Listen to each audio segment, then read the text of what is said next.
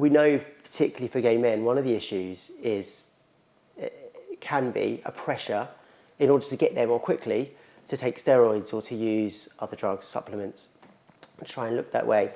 Do you know much about the risks around steroids, or what the risks can be if you're tempted, or anyone out there is considering using steroids to get there more quickly? For sure. The risk is, I guess, that for the individual, you are potentially ingesting or injecting external hormones, which are not regulated. They're not from a pharmacy. They're not prescribed by a doctor. So that already associates a huge range of risks. In doing that also, we're interrupting our own metabolism. And that, again, has impacts in terms of our health, how we grow, and long-term health in terms of our heart and our organs.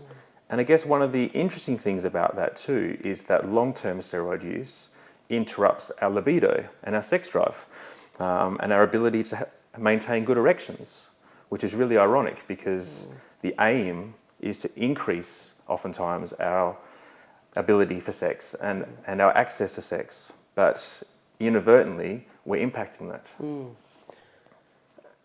I think that's really, really important, isn't it? Because I think that given the amount of time and commitment that it takes to get the body like that, it's tempting. If there's a solution out there that looks like it could be a quick fix, or we can get there more quickly, it can be really, really, something that's appealing.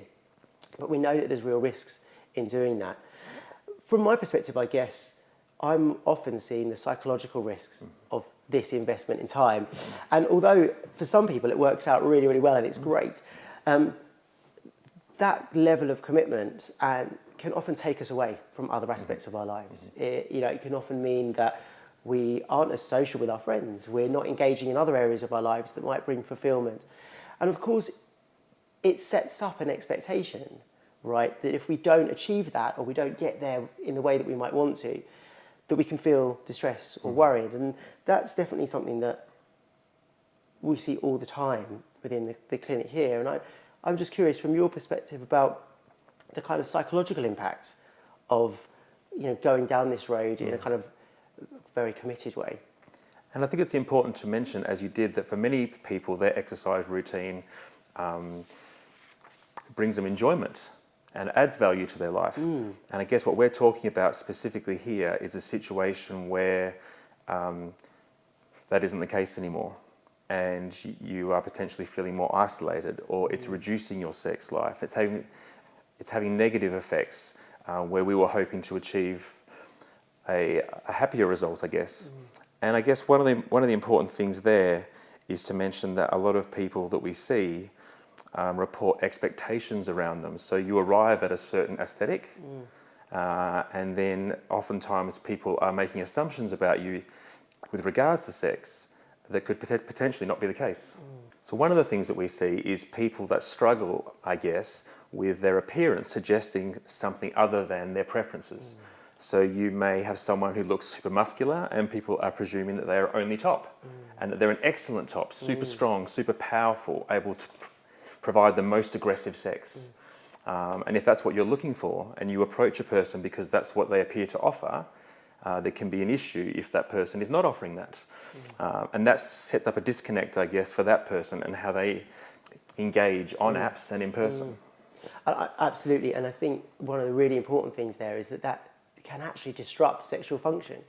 It increases anxiety, it increases pressure, it can often make the person that looks a particular way, the one that's got more muscles, the one that's bigger, feel like they've got to perform, or they've got to be able to be the top, be the one that's taking control in the sexual situation. And that in itself can disrupt how the body works. It disrupts how comfortable we are, and it disrupts our ability to kind of connect to our sexual selves in a general way. But I think even broader than that, it often means that all of us might be guilty of this sometimes, but that when somebody looks a particular way, and they might look like that kind of ideal, muscular model type, that then actually the other parts of them are forgotten. We don't pay attention to what other interests they might have. It might be difficult for them to communicate other aspects of themselves. And that can get dismissed and lost. And we know that also can create anxiety and stress. one of the questions I often get here is, you know, you work in Soho, you work in Dean Street, you know, there are loads of guys coming in and out of the clinic. Do you see guys that look great and that, you know, when they get there, is it great, basically, is the question.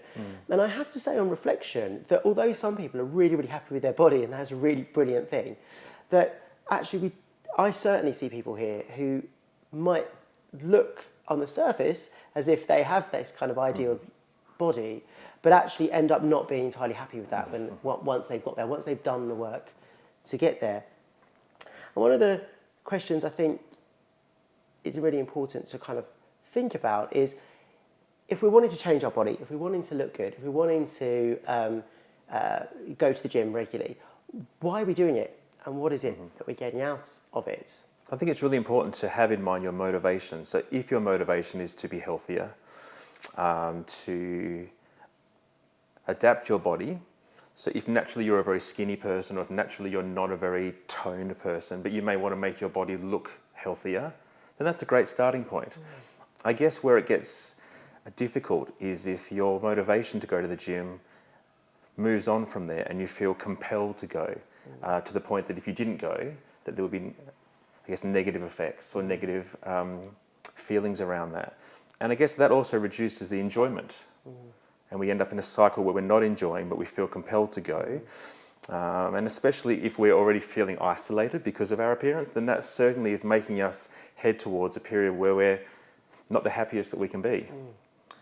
And one of the issues that I see especially is people that are not happy oftentimes are heading into the extreme use of alcohol and drugs. And that's another area that we, I think, need to address. Yeah, absolutely. And that actually speaks to kind of a broader issue here, which is sometimes it's really important to understand what changing our body or going to the gym or working on ourselves in the physical sense, what that's giving us and what's the function of it. And one of the things that we're commonly working with here is that sometimes the balance can tip, and that we use exercise or we use changing our body as a way of managing other difficult feelings or other experiences that we might be having. But what we tend to find, though, is when we rely on something like that to try and make us feel better about other stuff that we might be experiencing, it tends to not work in the long run. It might provide a short-term fix, and sometimes it is helpful, but that actually over the longer run, exercising and looking a particular way often doesn't make us feel better and doesn't help us to manage other forms of emotional distress that we might be experiencing. And it's really important to kind of think about, why am I doing this, and what am I trying to get from it? What am I trying to feel at the end? Because sometimes exercise and working out can give us that, but not always, and it won't always. And what happens if it doesn't? It's one of the big things that comes up in the work here.